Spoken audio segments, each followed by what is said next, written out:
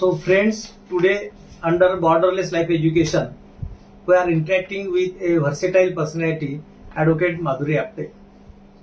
Madhuri is a lawyer from India. She did her BSc, MBA, LLB and a prestigious degree, barrister at law. Dual qualified lawyer practices in both the jurisdictions. Special areas of her practice is family and children law, cross-border jurisdiction. Madhuri is empaneled by Ministry of External Affairs of India on the panel of High Commission of India. I appreciate her contribution for the cause of women and children. So Madhuri, thanks for sparing your time from all your busy schedule. And I just want to make some query for our viewers. They want to like to know about your professional duties, professional working and your experience in that particular field. What type of cases you are dealing with? Please tell us. First of all, I thank you for inviting me and for giving me an opportunity to speak to the people, to you, about my work. I work from London, and the type of cases which come to me, mainly they come from High Commission of India. If I had to categorize the cases, I would categorize in three kind of cases. Mainly deserted women and children. The desertion of women, a married woman, can happen in India when NRI people, British people marry Indian women, or people with UK visa, though they are still not British citizen, but they marry Indian women, and they might have children, and they just desert. They get married. They have spent some time, but they never process their visas.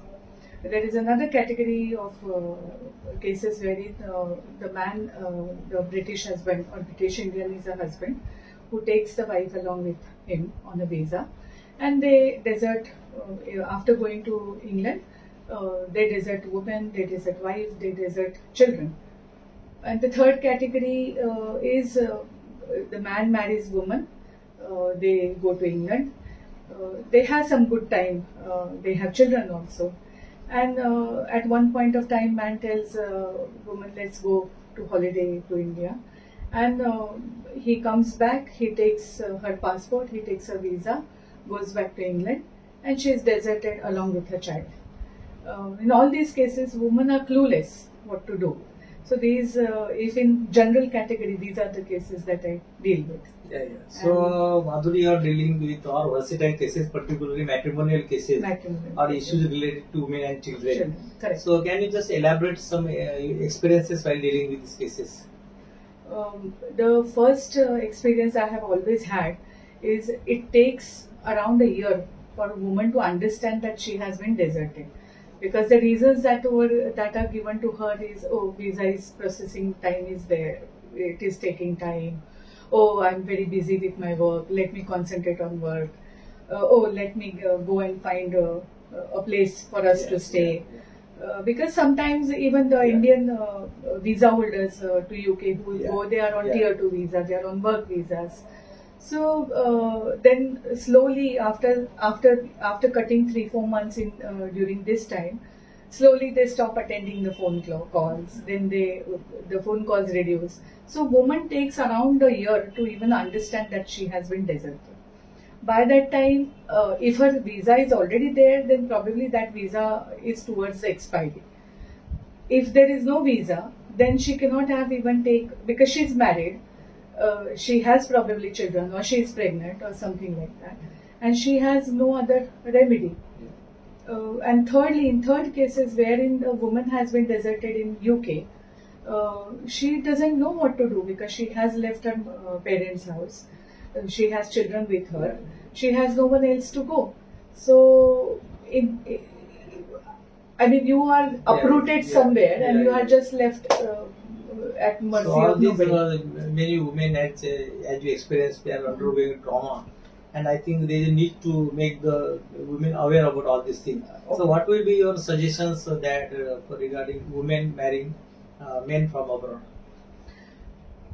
First of all, whether it is England, whether it is any other jurisdiction in the world, in today's time and place, women should be marrying in the marriage very openly, with open eyes, with open ears. There is no harm to ask a person about his degree, about his education, about his workplace, about his work address, about his visa. That should be given to women.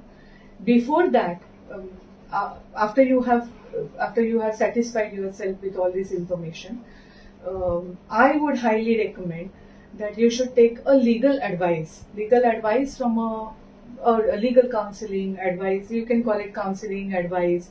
That what are the legal remedies available to you if this marriage doesn't work. People might say I'm a very negative person, but this is a time where we live in, that whatever you do, you have to think about the counter actions. And it is very unfortunate situation that in today's days, when our mothers, our fathers told us to believe your husband like God, we are the person, before even getting married, we are going to doubt How them. to make them aware? You rightly said all these things. So how to make these these women aware about all these things?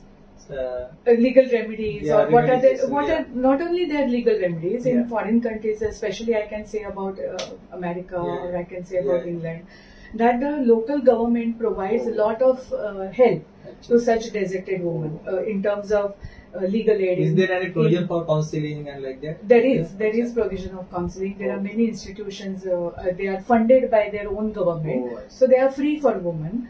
There is shelter available, there is legal counseling available, there is legal services available, wherein you can take services of legal aid solicitors, which are funded by government.